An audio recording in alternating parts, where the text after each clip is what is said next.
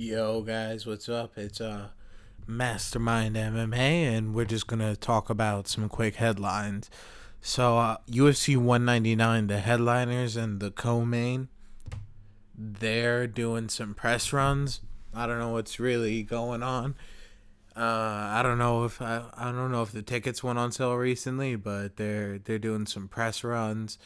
I didn't get to see all the videos. I saw some clips of two videos of Chris and Luke in the same room in the same interview.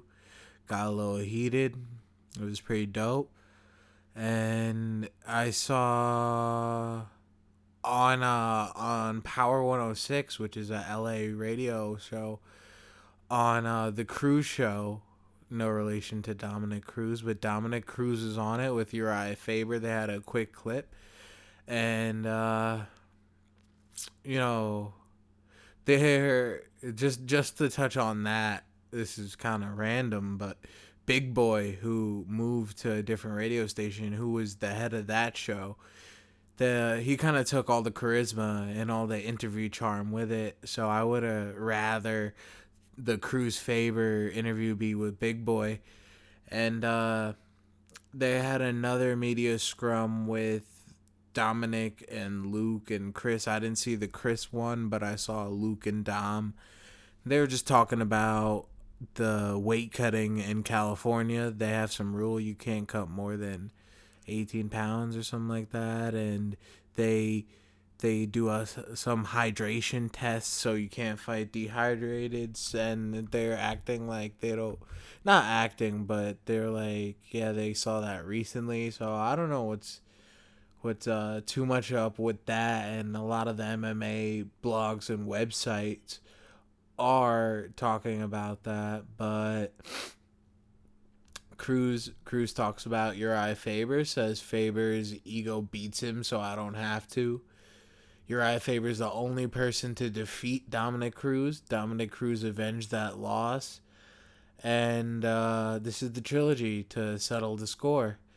And that's the thing about Uriah, to my recollection, that Dom is really the only champ he's ever won against, and Dom is pound for pound one of the best champs in the world, in my opinion. And if you check the pound for pound ranking, I'm pretty sure since Dominic is active again, he was pretty high up there.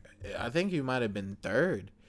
I gotta double check that, but yeah, so that's a good win for Faber, and if Faber gets this win, which I don't think he will, but if Faber gets it, that'll be huge for his career.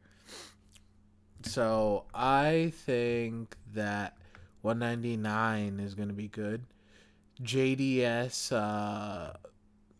Ben Rothwell coming up soon in Croatia on Sunday.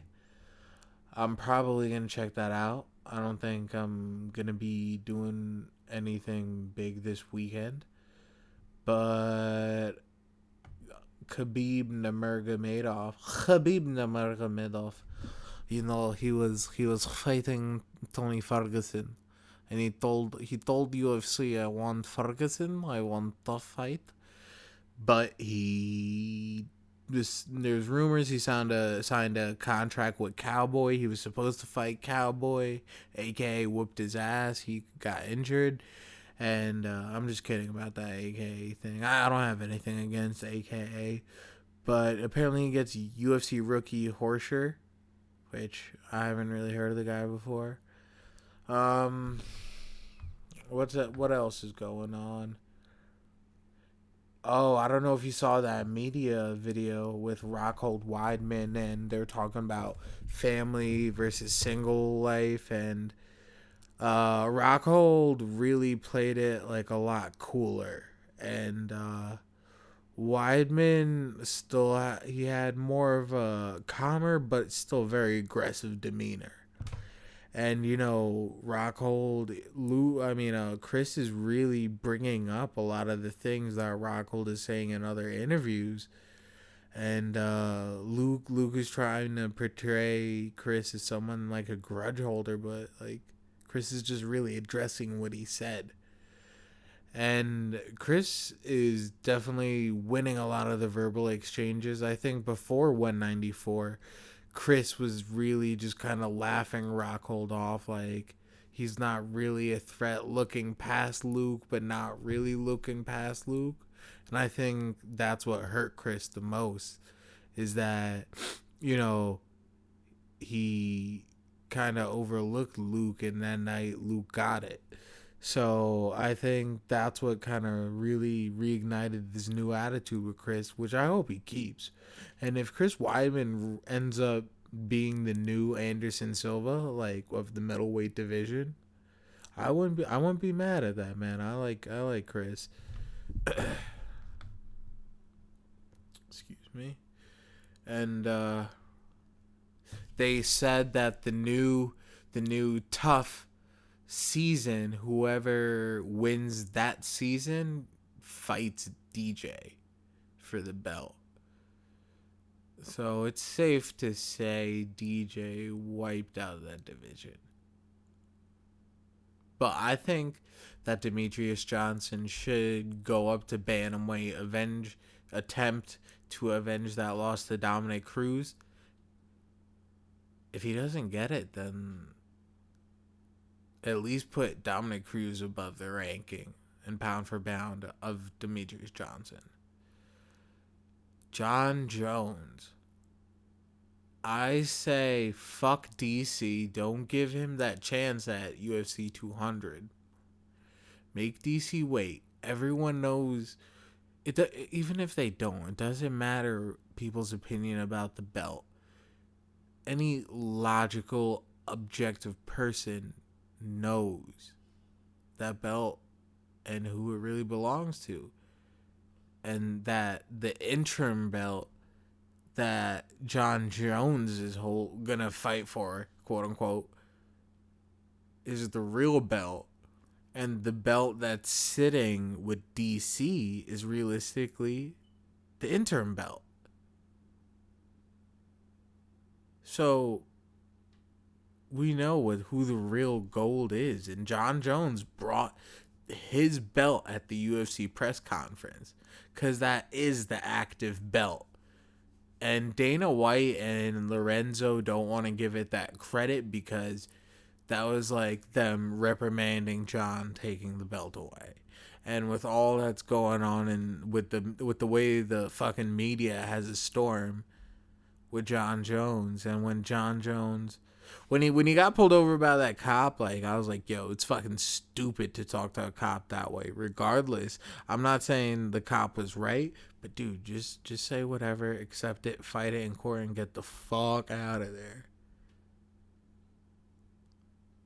Because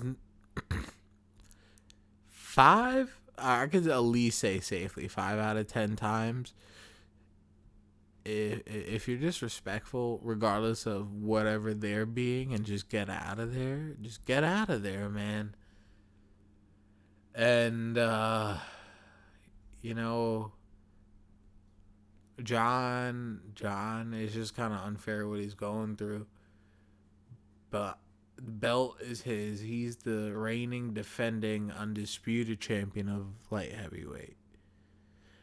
So I would like to see John Jones, AJ at UFC 200. Don't give Daniel Cormier the reward of sitting out, offering to be a coach to OSP and temporarily recruit him into AKA, and you could have Kane, you could have Luke. No, we don't want that.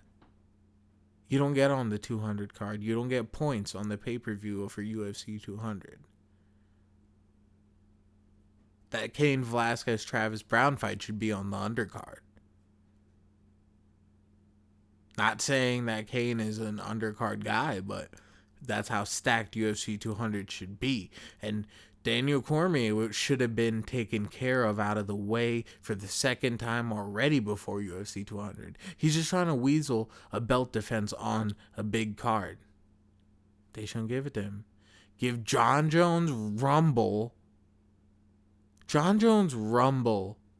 at UFC 200. Even if you don't give Jones a super fight at MSG, Give John Jones the quote-unquote unification bout with DC at MSG. He takes that belt back,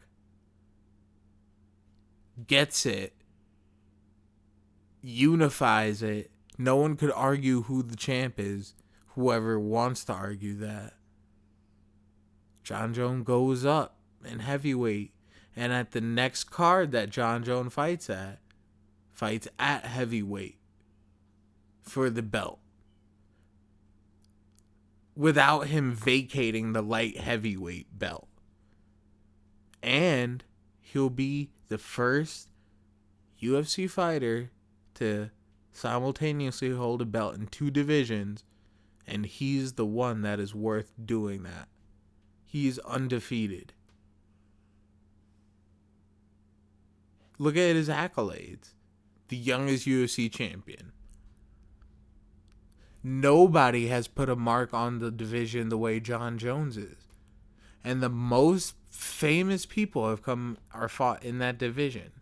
Chuck Liddell, Lyoto Machida, Shogun, Rashad, Rampage, Anderson Silva, Chael Sonnen, Michael Bisping, Dan Henderson, Rumble, Alex Gus.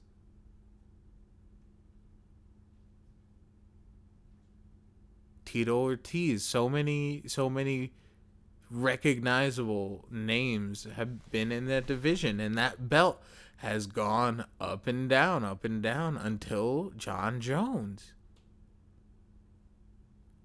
Heavyweight. Kane held it for a hot minute,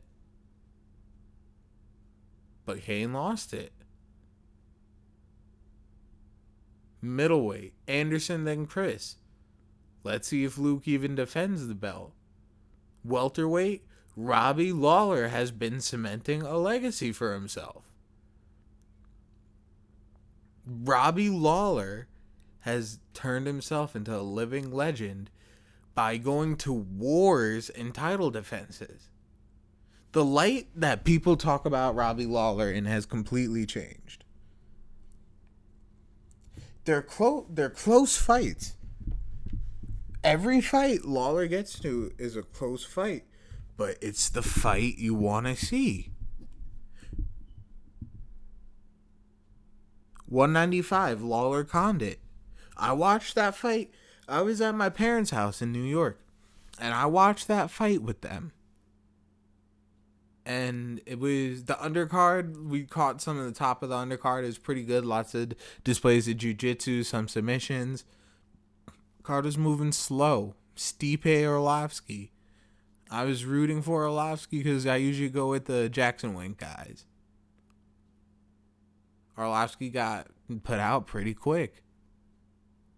Then my dad was about to walk away and watch some other TV on his computer, and I was like, "Nah, you stayed watching everything else. Might as well watch the main event. It's supposed to be the best one." And we watched that fucking war.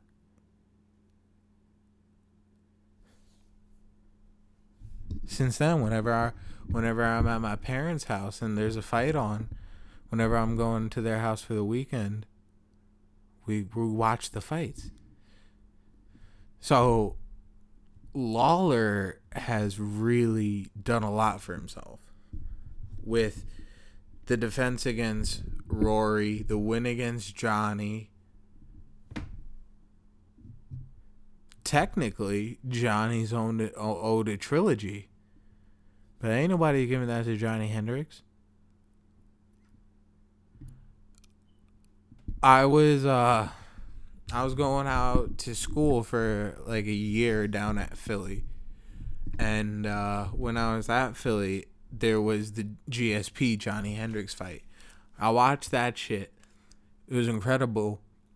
I was a GSP fan. GSP fucking reminds me of Goku from Dragon Ball Z. I don't know why, but he kind of, he's the nice guy. Always wants to. Johnny Hendricks is a strong guy, and he always wants to like give credit to his opponents and just fight the good fight. You know what I mean? That's like his persona. But Johnny Hendricks came into that fight and was complaining like afterwards, like, yo, just be like, run it back, do whatever. You got the belt.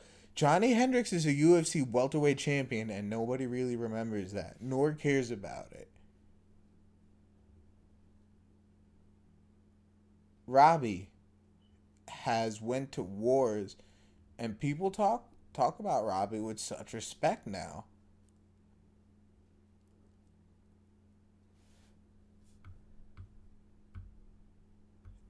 Shit, I've been fucking just going off. All these, trying to keep it shorter, but these videos I just keep on going off. But yo, I'm about to cut this shit.